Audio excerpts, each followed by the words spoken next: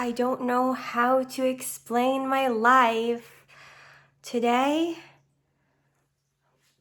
I'm having this thought that I don't know how to explain my life to other people. I don't know how to properly be like, here I am, and this is my life. And it sounds like a little bit of a stupid problem to have. And it sounds bad to say I need to justify myself and that my life is not justified, but that's just how I feel about my life. It feels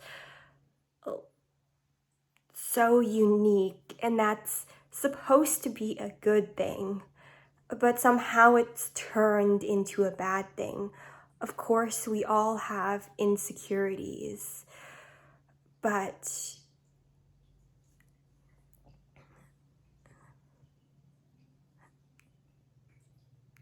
it can get too much to the point that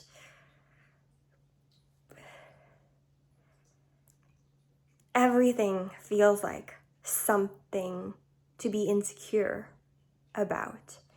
And that's wrong. So, you know how I always want to make reading vlogs where I center it around reading books, but that isn't really who I am. So even if I am gonna be reading books in this vlog, just know that I'm just gonna be exploring this question as the time ticks on.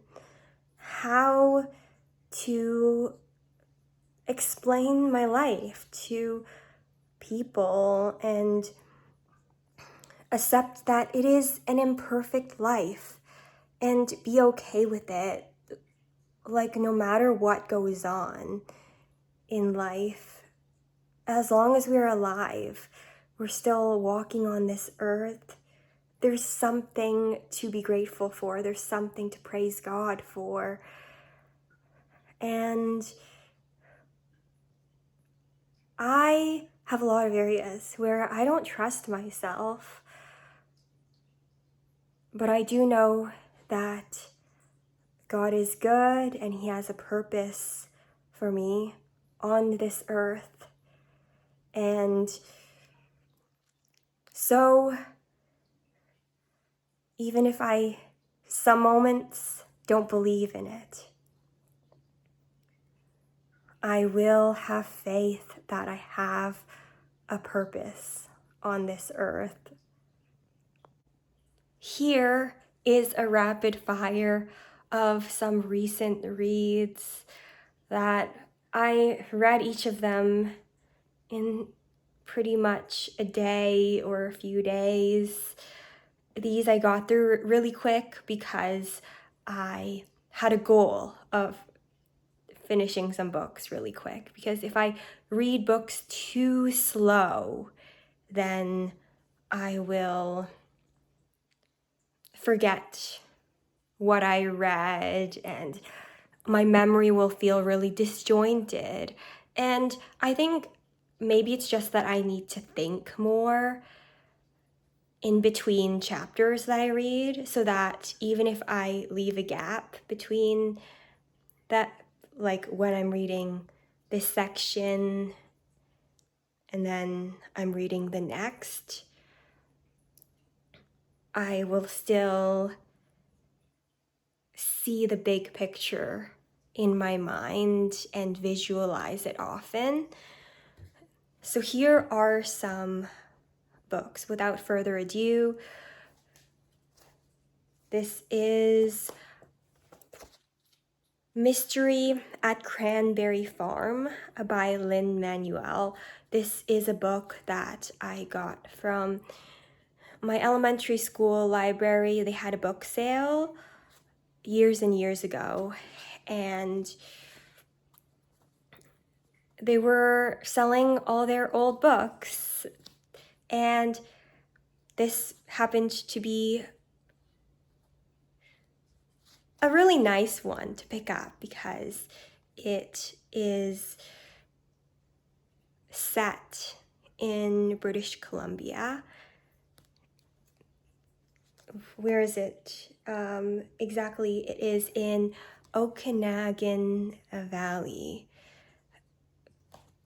which is not a place that I read a lot about, but it is an interesting area to read about. And so it is following this family. There are the 3 kids that solve a mystery that is surrounding a family heirloom. It's that formula, but I really enjoyed having to think a little bit about who I can trust. Wow, that's every mystery ever.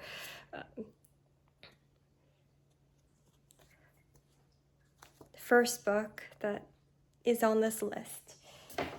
Second book. This is Based Jesus by Mike McNeil.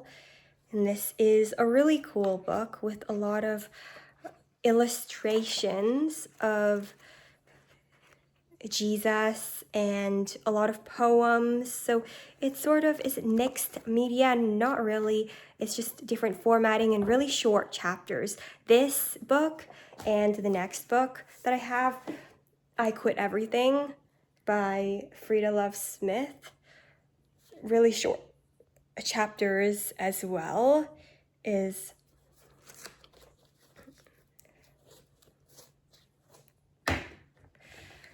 but yeah, I remember I had a great time with I Quit Everything because this woman is on a journey during the pandemic years to see what happens when she quits a variety of things that could potentially be bad for her.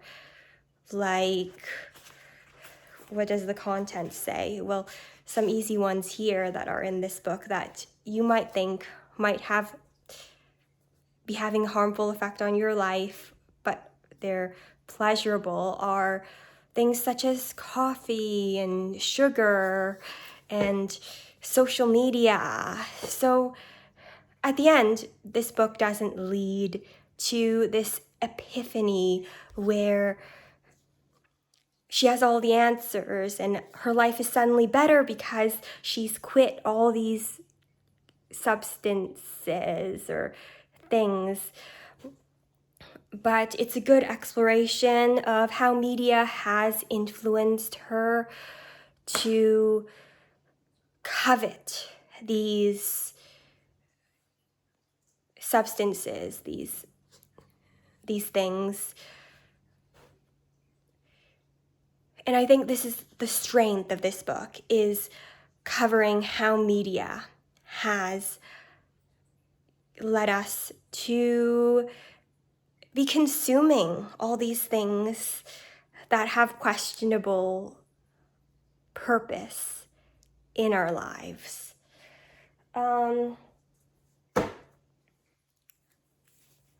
So here's my explanation of the 3 books, and I don't think I did a very good job at this one, which my mind got a teensy-wincy bit stuck. Maybe just because I don't read that many mysteries, and am I going to remember this? I don't know. Maybe if I review You know, this is why I don't buy books anymore, is because I don't know if like these memories are meant to be like permanent in our minds. Like nothing is permanent. Are we having an existential crisis right now? Are we? Okay, let me just tell you this. This is not about cranberries.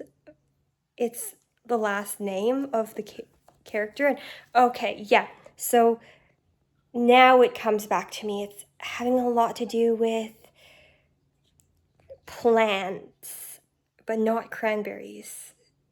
So unlike what the title says, it's about books, plants, a garden shed. No, not really. A building has a role to play in this book. But yeah, it's been fun.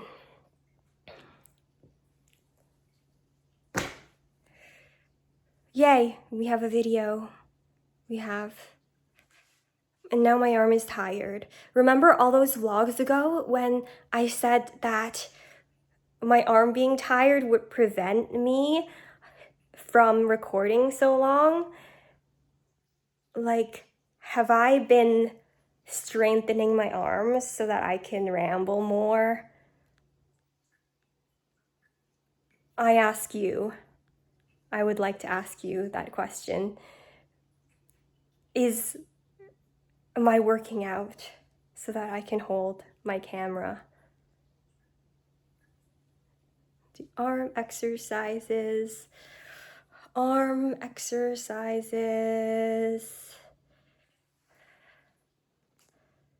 Sending up a flare. You know what's really funny? Not funny. Really unexplainable is that I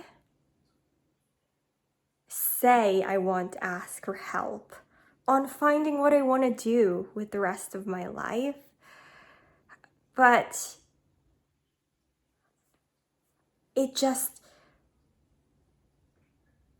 never comes out of me properly. The explanation for what I need help with. Like, I can't vocalize what exactly I need. And for me to get human help, I need for you, a fellow human being, to know about who I am. But then I get scared of explaining who I am. And I'm like, this is not who I am. Maybe I'm glossing over all these parts of my life. But you know, maybe I'm just realizing that even though I want people to understand me,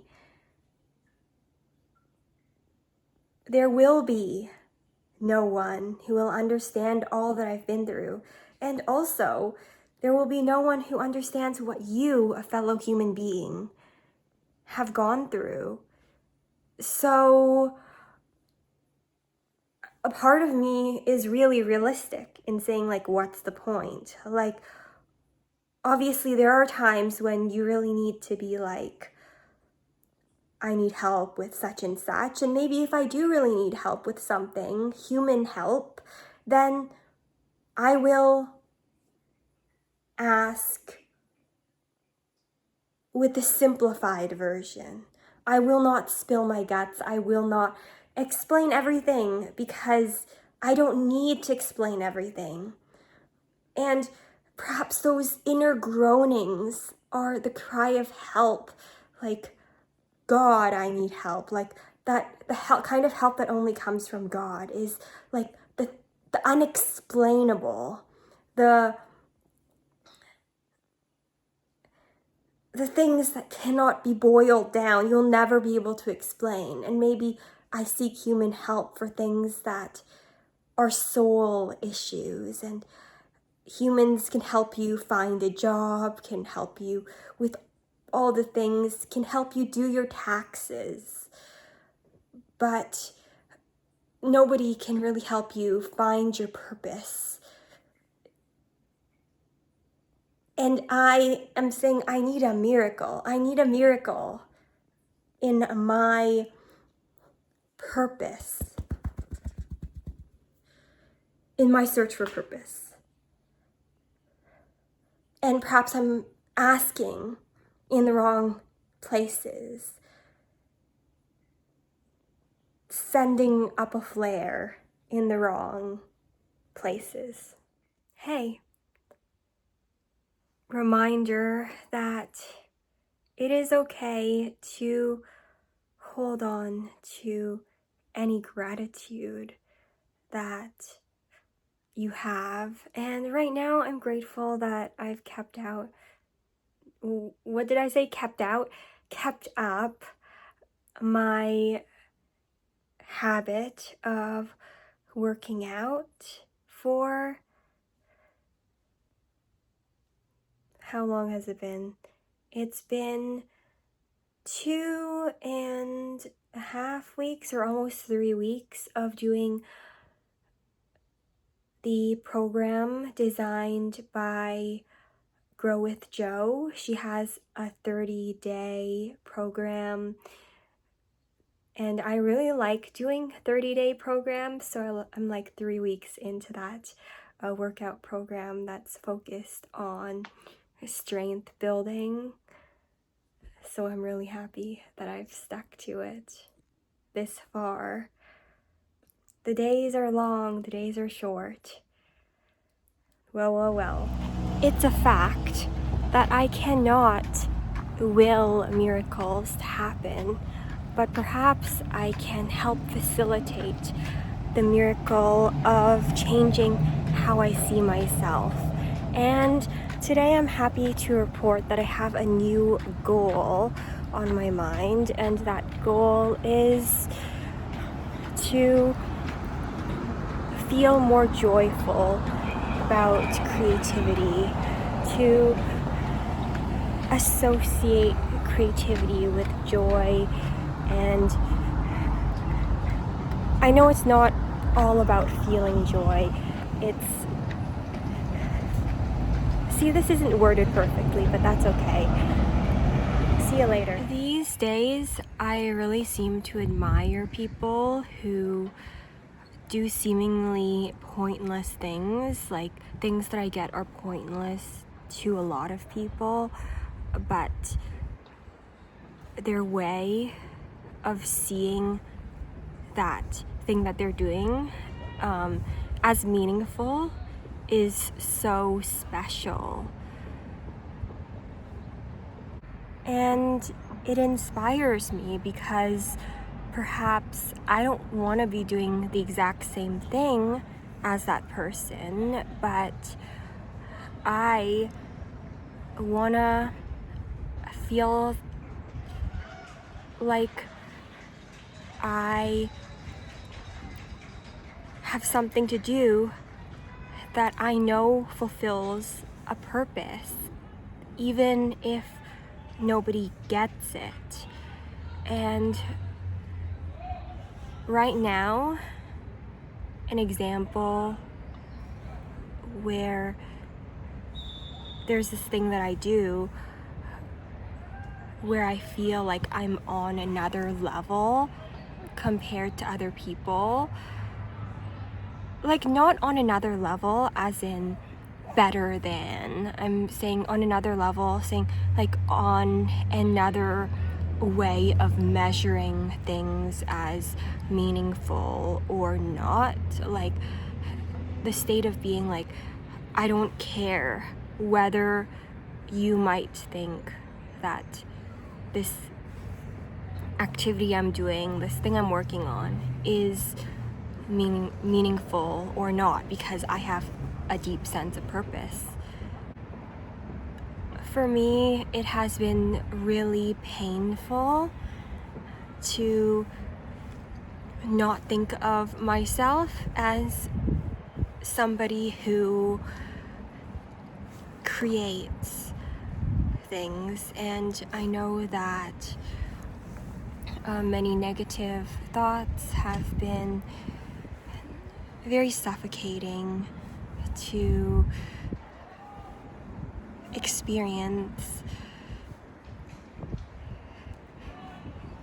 It's like I need to create things that other people want me to create, and that kind of thinking just circulates in many of our brains all the time,